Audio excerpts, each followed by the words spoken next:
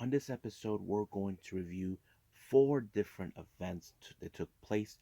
The first one is by WrestlePro Alaska with the third Anniversary Supershow, which I did not know wrestling exists down in Alaska. This is something new for me, but I'll explain more about it in a little bit.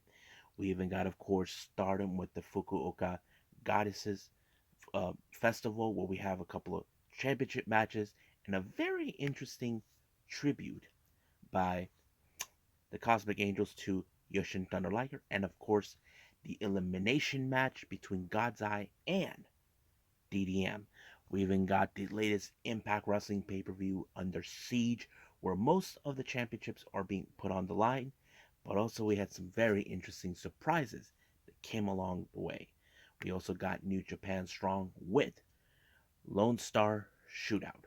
So, let's get ready for another episode of Deleted Wrestle Zone.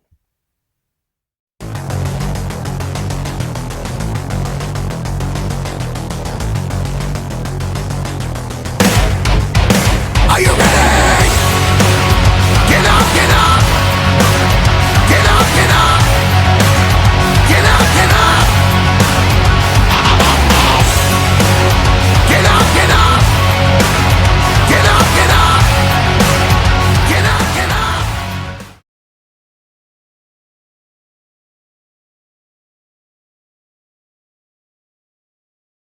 Welcome everybody to Deleted Wrestle Zone, all things that is pro wrestling with AEW, NXT, New Japan Pro Wrestling, Impact Wrestling, the National Wrestling Alliance, various promotions, wrestlers, matches, and championships.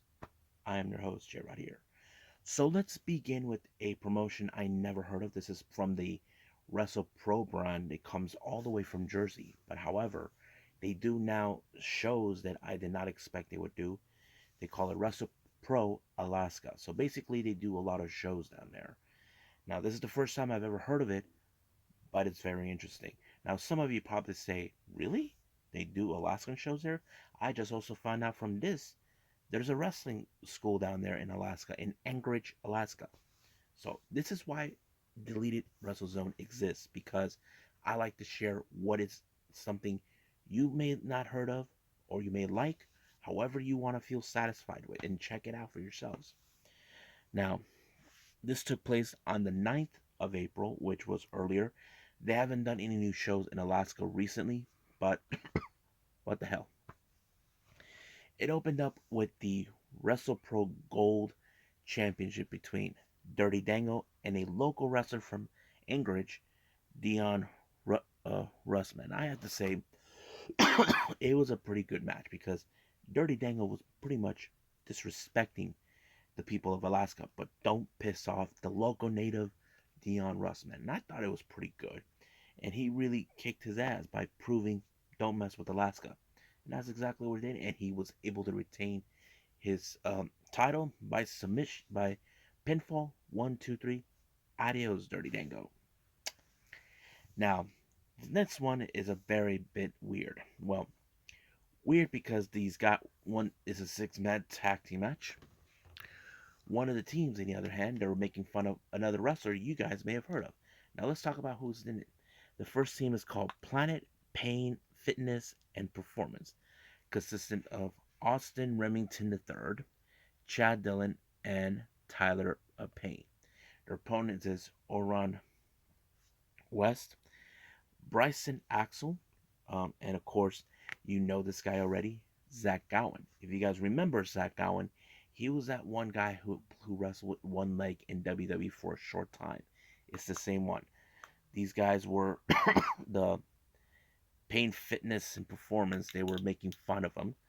They were able to eliminate um, West and Axel, but Zach Gowen was able to eliminate two of the three opponents. But the referee did not see exactly what took place. Apparently, he got Zach Gowen was pissed, and they're treating like it's a satisfaction, showing how weak and pathetic he is with one leg. But Zach Gowen, we know he's strong. We know he can hold his own, but don't count him out just yet. Our next match is for the WrestlePro Alaska Last Frontier Championship between He got kids. Heath versus Falaba. Yes, Falaba is in this promotion too. I have to say, it was a pretty good match because it was practically two strong individuals. But Falaba, I feel like he's shining in the independents very well. I know Heath is getting in the hang of it, but it was Falaba who won the victory by a man, like a when he sent on top of him, and it was over right from there. Next up, another championship match. We have the WrestlePro Alaska Championship between Tommy Dreamer and Bobby Wayward. Now, Wayward, he is a cocky SOB in this particular match. He would do anything to ensure that he retains that title no matter what it takes. And the way he did that is that he used the ropes by pinning Tommy Dreamer, and Dreamer did not appreciate how that happened, but it is what it is. Now, our next match is a women's match. We have someone who's been wrestling in Alaska, also a Alaska native, Freya the Slayer, taking on Scarlett Bordeaux. It was a pretty interesting match. Now, some people haven't seen this one would have been falling into Freya the Slayer's um, stats because she's native. However, it did not go her way when Bordeaux used the ring ropes in her advantage in order to pick up the victory. The ref did not see a thing. Now, this next match is not part of a championship that's sanctioned by WrestlePro, but is from another company called the UCE or US. Is defended by one of their own wrestlers. Has been challenged by one of their own wrestlers named Kevin Matthews versus Chris Wilde. Now, there's a lot of history between these two guys from what was being told. But however, this is more like, okay, Kevin Matthews is determined to win this title. That's his main game. Wilde doesn't believe that he is capable of getting the job done, but he was able to do it by submitting um, Wilde into this match, allowing himself to become the brand new US Championship. He even tried shaking his hand, but Wilde wasn't having it. But you can guarantee that there is a possibility they could have a rematch down the line. Next match. It's a Rumble match, but there's a lot of wrestlers. I don't know, but I'm just going to skip to the end. This guy named Jerry Bishop won. He was the guy who was number one in the Rumble. I did not expect that. Trust me, I did not expect that. But he was able to wait all the way in. But oh wow. Now, next match we got Justin Carino versus Casey Navarro. I have to say it was a pretty good match. Um, if you guys ask me if Justin Carino is related to Colby and his dad, no, no relations. But Casey Navarro is always an amazing wrestler. He was able to pick up a really quick victory without using any ropes, and he did that very beautifully to pick up the W. Next up, we got Dan Maff taking on TikTok Killer Cross. Yes, this was a slobber knocker of a match that you couldn't possibly imagine. So, but Killer Cross did end it hit Maff with knocking him out in the back of his head and winning the match. However, Dan Maff had to deal with a guy named Bobcat who he's been beating the crap out. But Dan Maff felt like he's been through enough. Like, I hurt him already. I don't want to hurt him more. So, now, our next match is for the WrestlePro Tag Team Championship. We got Sean Donovan and Drax taking on Bear Country, Bear Bronson and Bear Boulder. I have to say it was a powerhouse match on the Bear Country side, but it was them who picked up the victory with that infamous move where Bronson's on top of Boulder and pancaked. He's done. 1, 2, 3. Good night. Next match. This is the championship from the local wrestling school in Anchorage, Alaska. This one is the 907 championship between Kid Money and who's the champion versus the challenger AJ Radical. I have to say it was a pretty good match, but Kid Money's manager was doing everything in his power to ensure that title remains with Kid Money. But unfortunately, it did not. Somehow, AJ Radical was able to pick up a very strong pinfall on Kid Money, and he won the title, and I thought it was great. But the best part is the referee of the night was his real girlfriend, his real life girlfriend. Got down on one knees, asked her to marry him, and the answer is yes. So, congratulations, AJ, and the ref. I don't know who you are, but now our last championship match is the WrestlePro Alaska Tag Team titles. We have LSG and world famous CB, also known as Cheeseburger, taking on the champions, the Amazing Grayson, Tommy, and JP. Now, this was a pretty good tag team match. I did enjoy, but not to mention the same manager from Kid Money was involved too. But it was JP that was able to pick up the victory by winning and retaining the titles. But however, Bobcat showed up asking for a fight. He asked for a tag team match. He had no partner, so they accepted it. However, his partner turned out to be Dan Maff, so it was great. Dan Maff took care of business, and not to mention, he used Bobcat to help pick up the victory, and they became brand new West Pro, what Wrestle Pro, um, Alaska Tag Team Champions. Now, my thoughts on this, pretty awesome. I like it. It's a lot more different. Um, a lot of championship matches from both WrestlePro and WrestlePro Alaska. It's gonna get used to for me, but if I had to rate this one, I give it um, 8.5. So that's how I see it. But that's pretty much it. So I believe it's time for Stardom.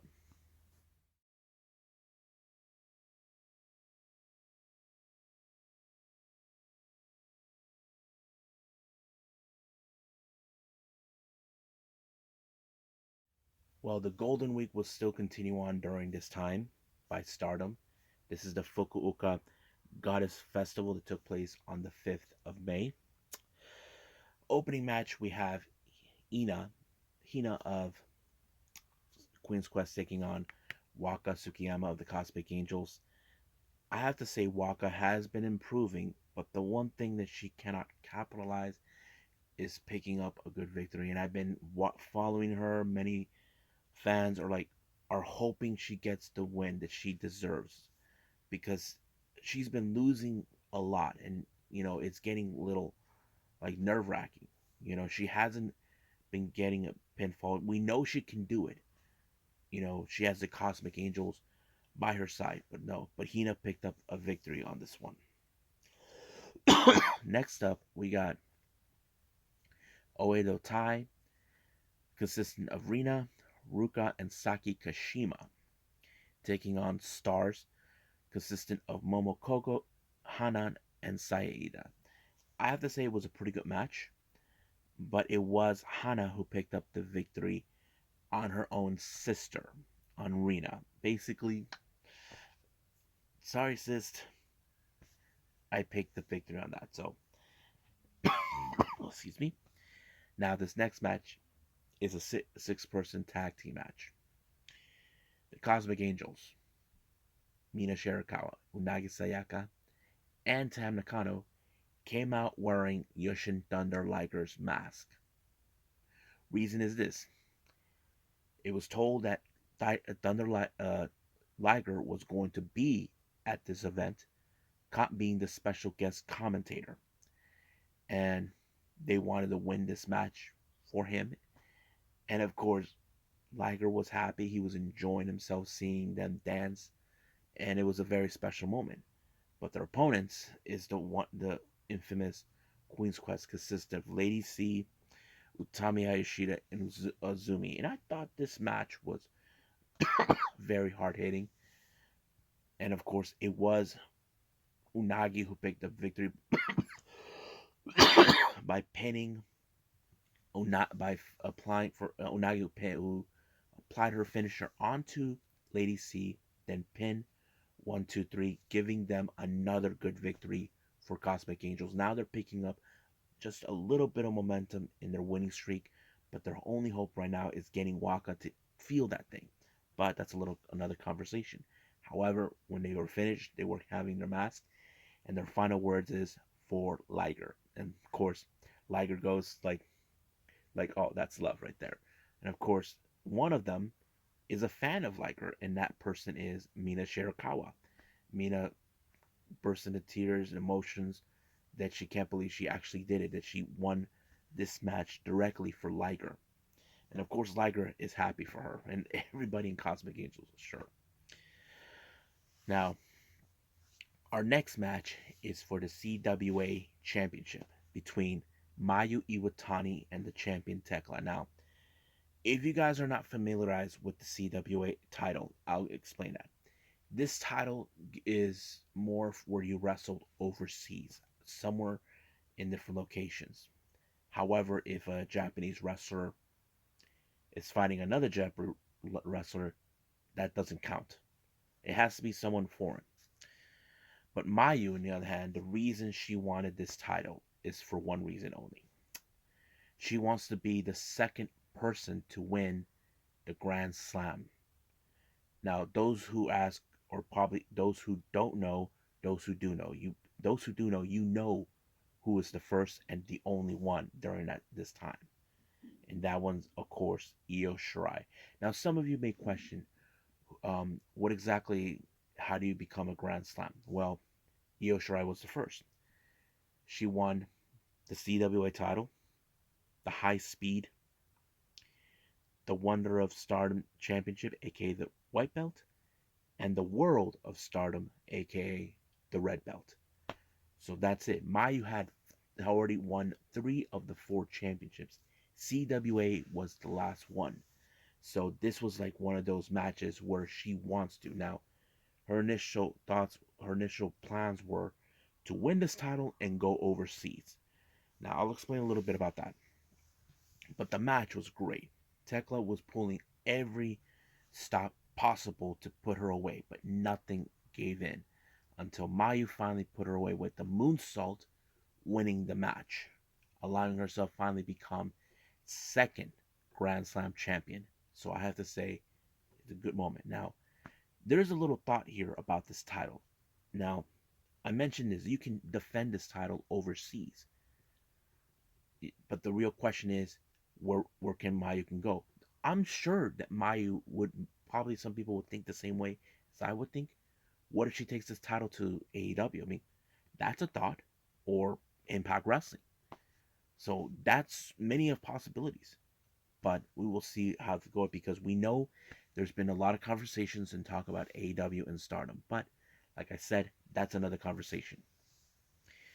Now, our next match is an 8-person elimination tag team match. Now, the war between DDM and God's Eye continues. However, this match is where, of course, we have Konami, who made her return since her last show in last December.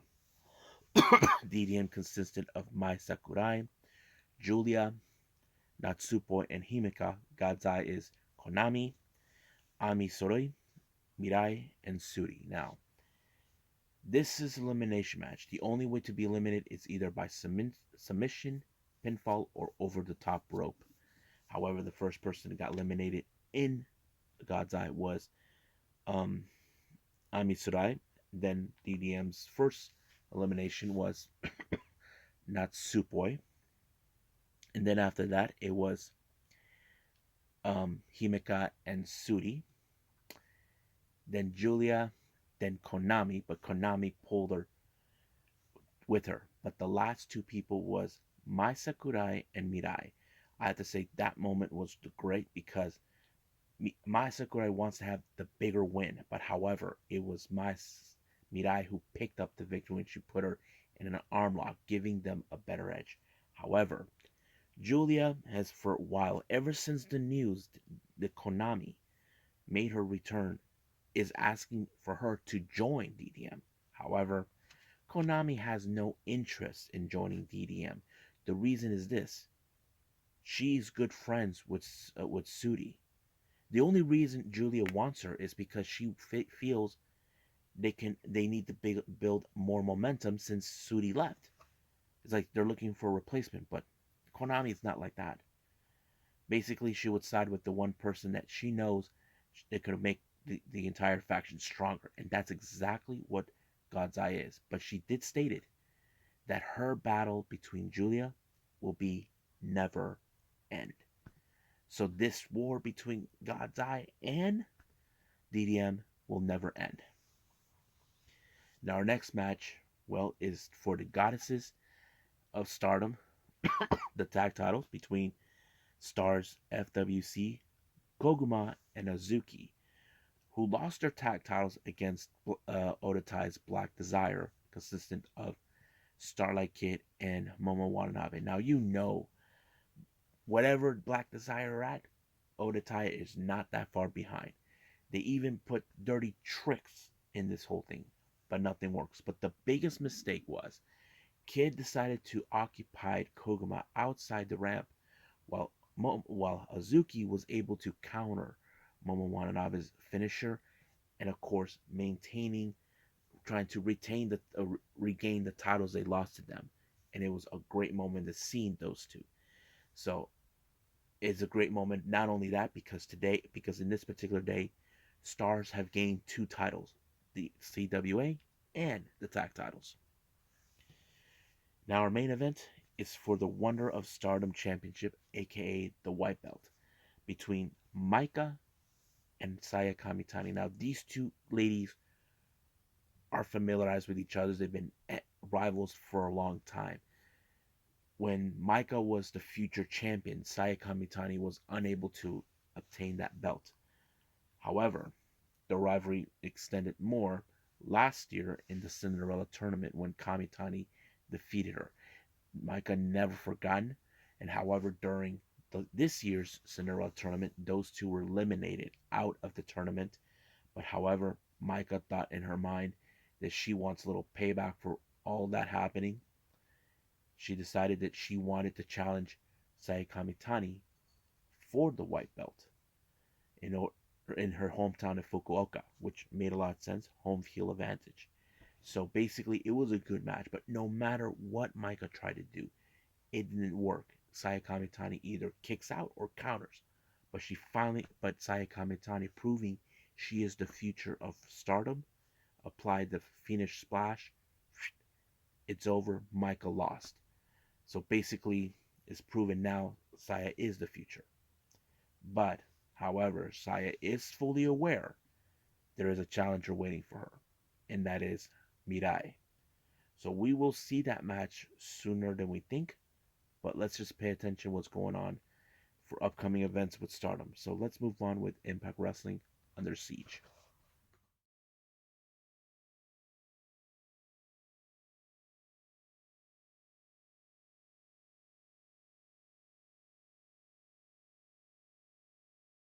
Okay, we're now in Impact Wrestling Under Siege. It opened up in the let's do the pre-shows right now. We have Shira and Raj Singh taking on Heath and Rhino. Now keep in mind, Raj Singh and Shira, they're trying to make a name for themselves ever since um, Bhupinder Gurjar decided to turn them down. But at this moment, they have to contend with Heath and Rhino. But however, when Raj thought he had everything under control, he did not see the gore. Gore. Gore! Rhino gored him. Heath was able to hold on to Shira long as possible for the 1, 2, 3, and they win. So, better luck next time. Next up, we got an interesting three-way that has X Division trademarks. Laredo Kid versus Mike Bailey versus Rich Swan. Man, that is an X Division match. I don't know what it is. A lot of high flying, a lot of spots in this.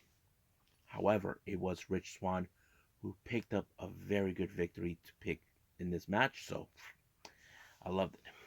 Now, our opening match for the main card, we have Giselle Shaw taking on Madison Rayne. However, Giselle Shaw brought backup. She asked Alicia Edwards to keep an eye on Tennille Dashwood. I have to say it was a pretty interesting match.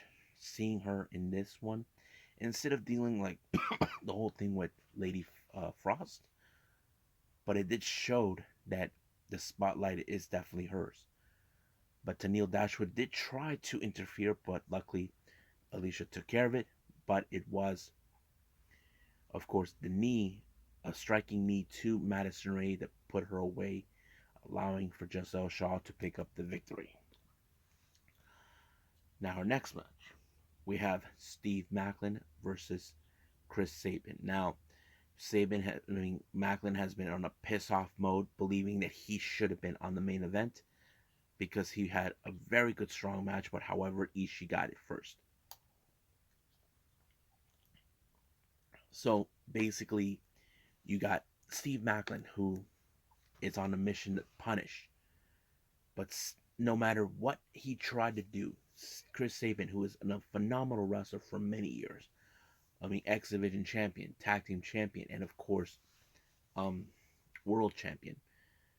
He did not give up no matter what he did, but he did apply his finisher onto Steve Macklin, picking up a victory. And I think this should be a second loss to him. I'm not sure, but we'll see about that. Now, our next match is a AAA Reina de Reinas championship, where Diana Purrazzo wants to regain the title that she lost from Rebellion by Teo Valkyrie. So basically, in this particular match, Purrazzo believes that she is capable of bringing back what rightfully belongs to her. But however, even though Teo Valkyrie does not have the best track record, she may have beat her once, but there's multiple times that Valkyrie lost to Purrazzo. But when the moment she put her arms in the back, Teo was using every ounce of strength to put her feet on the rape. But however, it was the act of desperateness by Purrazzo to grab the title to use it as a weapon. But however, it did not work. It backfired. So basically, she got pinned because of it. And as soon as the match was over, Purrazzo wanted to punish her even further. But out of nowhere, the lights turned off.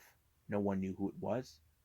We just saw the surprise appearance, and returning back to Impact, we're talking about Mia Yim. Yes, folks. Now, those who are new, you probably say, wait a minute. Mia Yim has been in Impact. Yes, she has. A couple years ago, and now she's back. I'm really surprised that she's there. But, however, I do feel that is a good fit for her. Now, our next match is an X Division Championship match. Now, Trey Miguel lost the title in a triple threat match with Ace Austin and Mike Bailey. Now, the one thing that Trey Miguel has never accomplished in his career is beating Ace Austin. Their rivalry is eternal. You know, they have confronted each other in non-title matches, title matches, however you want to put it out.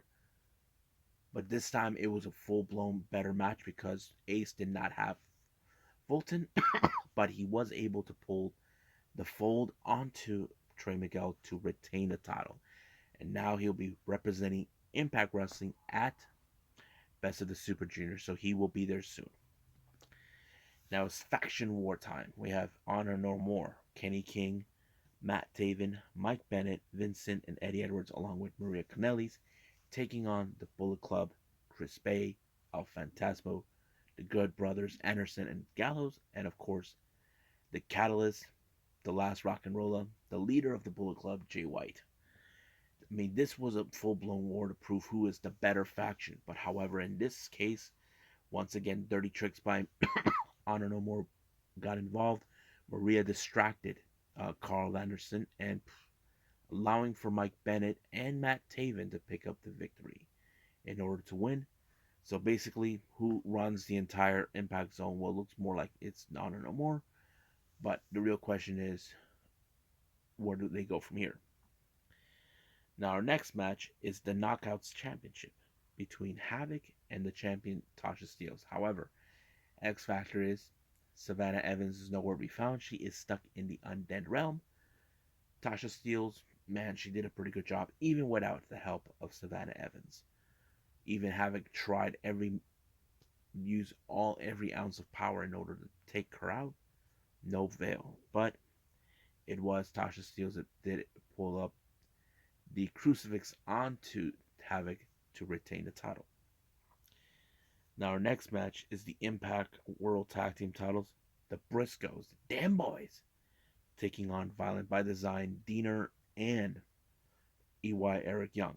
So this was a pretty good match. However, the Briscoes did have their eyes open. They know that Joe Dorian is there lurking as always, but it was a hard hitting match. I think it was one of the best tag matches that I've seen so far. But it was, but they managed to take out Dorian and EY, but it was Mark that picked up the victory onto Diener to finally become Impact World Tag Team Champions. So them boys won. Now, out of nowhere, the entire pay per view was hijacked by Moose. Moose is still complaining that what Impact Wrestling did gave him 5 days, to prepare, while they gave Alexander 6 months. But he said he has no remorse for all the dirty things he's done. You know, hurting Josh Alexander's wife, scaring his kids, that kind of thing. But Moose received an unexpected visitor. Thumbs go up, thumbs go down. That's right, the Death Machine shows up. Sammy Callahan, never forgetting what he Moose did to him, but this time he got payback. Now we get to our main event, our Impact World Championship match between the Stone Pitbull, Tomohiro Ishii, and versus the Walking Weapon, Josh Alexander. Man, this match is nuts. Power hitting, everything. And multiple times, Alexander tried to apply the C4 spike, but Ishii kicks out of it. And of course, Alexander was able to dodge the lariat, but it was like really crazy.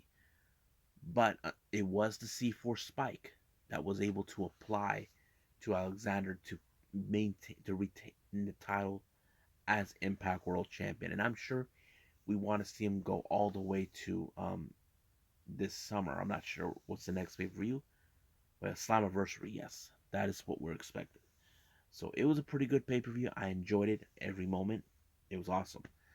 So I'll give this a 9 for everyone.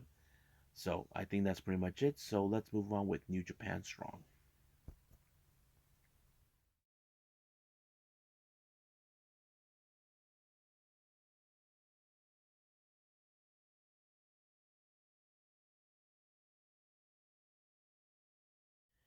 Okay, New Japan Strong. We have, of course, Lonestar Shootout, which is some footage they still got from their Dallas, Texas event that they did last April, last month, I believe.